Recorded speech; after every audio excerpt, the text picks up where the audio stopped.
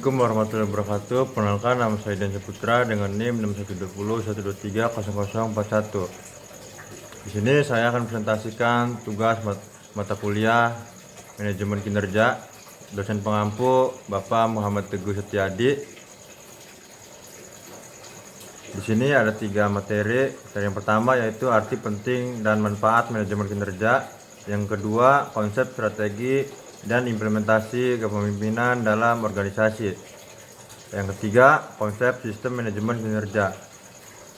Langsung saja, yang pertama yaitu arti penting dan manfaat manajemen kinerja adalah proses komunikasi berkelanjutan yang dilakukan secara bermitra antara atasan dan bawahan untuk merencanakan, memantau, dan mereview target kerja karyawan.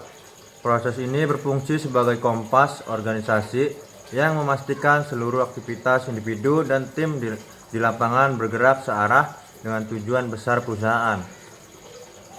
Melalui sistem ini, strategi bisnis yang abstrak diterjemahkan menjadi aksi nyata yang terukur. Secara umum, arti penting dari manajemen kinerja terletak pada perannya sebagai alat navigasi organisasi dan dasar pengambilan keputusan yang objektif. Tanpa adanya sistem ini, perusahaan akan kesulitan mengukur efisiensi kerja, sementara karyawan bisa saja bekerja keras namun ke arah yang salah.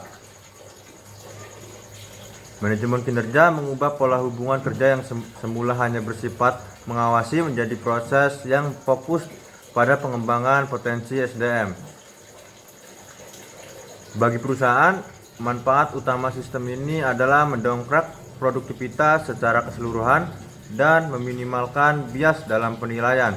Dengan pemantauan berkala, hambatan kerja di lapangan dapat dideteksi lebih cepat sebelum menjadi masalah besar. Selain itu, data performa yang valid menjadi acuan yang adil untuk menentukan promosi, pemberian bonus, maupun perencanaan pelatihan karyawan ke depan. Sedangkan bagi karyawan, manajemen kinerja memberikan kejelasan ekspektasi kerja dan ruang yang jelas untuk berkembang. Karyawan tidak lagi meraba-raba standar kesuksesan tugas mereka, hanya indikator penilaian telah disepakati sejak awal. Lewat diskusi umpan balik yang rutin, mereka juga mendapatkan petunjuk konkret mengenai aspek apa saja yang perlu diperbaiki untuk meningkatkan jenjang karir mereka. Yang kedua yaitu konsep, strategi, dan implementasi kepemimpinan dalam organisasi.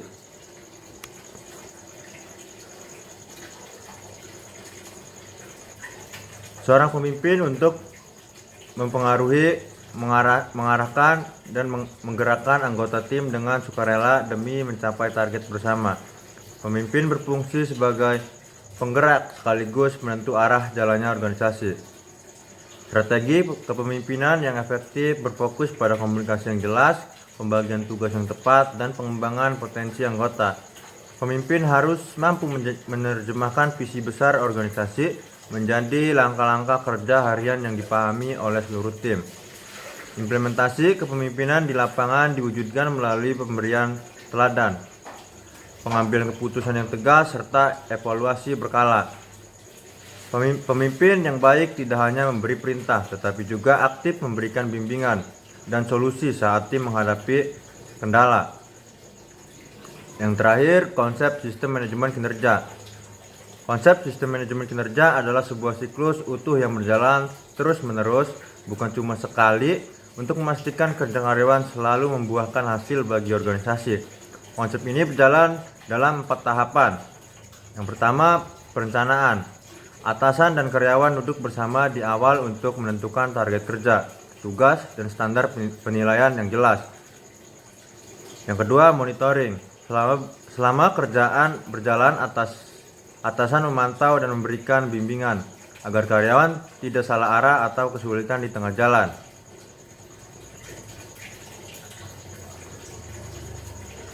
Yang terakhir, penilaian. Di akhir periode, hasil kerja nyata karyawan diukur dan dibandingkan dengan target awal yang sudah disepakati bersama.